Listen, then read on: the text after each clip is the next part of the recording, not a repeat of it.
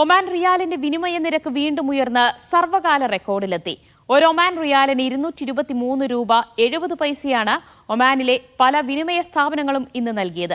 Dollar ശക്തി പ്രാപിച്ചതോടെയാണ് Indian രൂപയുടെ മൂല്യത്തിൽ ഇടിവുണ്ടായത്.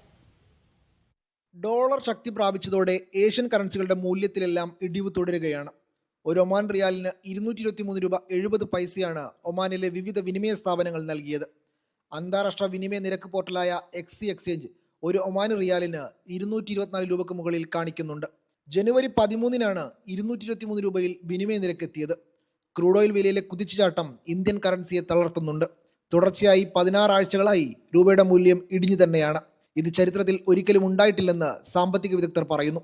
2025 ജനുവരിയിൽ ഡോളർ സൂചിക 109.95 എത്തുകയും ചെയ്തു.